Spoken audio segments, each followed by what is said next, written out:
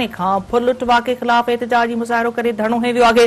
गाहे जा वासी बचल अबड़ो खां फुर वाक़े ख़िलाफ़ ॻोठाणनि सखर लाड़कां रोड ते धरणो हंयो। धरणे सबबि ईंदड़ वेंदड़ गाॾियुनि जूं कतारूं लॻी वियूं आहिनि। मदे जी भरिसां ॻोठाणे खां फुर लुट वाक़े ख़िलाफ़ एहतजाजी मुज़ाहिरो करे धरणो हंयो वियो आहे।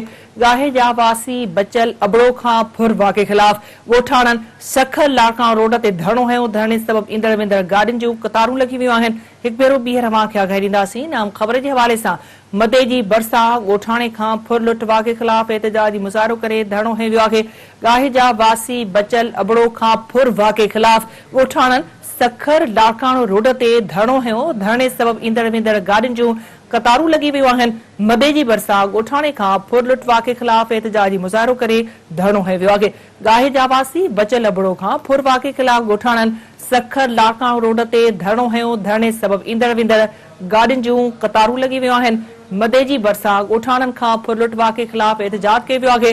बुलेटिन में अॻिते हली इन हवाले सां अव्हांखे अपडेट कंदासीं। हिते ज़िक्र कंदासीं बनू जो त बनू में दहशतगर्दनि ख़िलाफ़ सिक्योरिटी फोर्सेस जे ऑपरेशन दौरान 2 जवान शहीद थी विया आहिनि। अहम ख़बर नाज़रीन अव्हांखे ॾियूं पिया। बनू में दहशतगर्दनि ख़िलाफ़ सिक्योरिटी फोर्सेस जे ऑपरेशन दौरान 2 जवान शहीद थी विया। पाक फौज जी भरपूर जवाबी कार्रवाई में 2 दहशतगर्द मारिजी विया।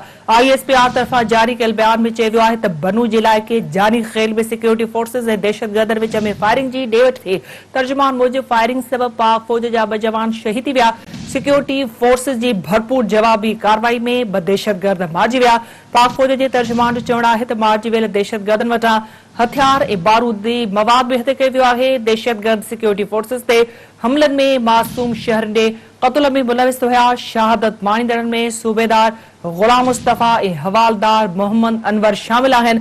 ISPR मूजिबि इलाइक़े में क्लियरेंस ऑपरेशन जारी आहे। बनू में दहशतगर्दनि ख़िलाफ़ सिक्योरिटी फोर्सेस जे ऑपरेशन दौरान 2 जवान शहीद थी विया आहिनि। पाक फौज जी जवाबी कार्रवाई में 2 दहशतगर्द मारिजी विया। ISPR तरफ़ां जारी कयल बयान में चयो वियो आहे त बनू जे इलाइक़े जानी खेल में सिक्योरिटी फोर्सेस ऐं दहशतगर्दनि विच में फायरिंग जी ॾे वठि थी। तर्जुमान मूजिबि फायरिंग सबबि पाक फौज जा 2 जवान शहीद थी विया। सिक्योरिटी फोर्सेस जी भरपूर जवाबी कार्रवाई में 2 दहशतगर्द मारिजी विया। पाक फौज जे तर्जुमान चयो त मारिजी वियल दहशतगर्दनि वटां हथियार ऐं बारूद हथ कयो वियो आहे। दहशतगर्द सिक्योरिटी फोर्सेस ते हमलनि में मासूम शहरनि जे क़त्ल में मुलविस हुआ। शहादत माणींदड़नि में सूबेदार गुलाम मुस्तफ़ा ऐं हवालदार मोहम्मद अनवर शामिल आहिनि। ISPR मूजिबि इलाइक़े में क्लियरेंस ऑपरेशन जारी आहे।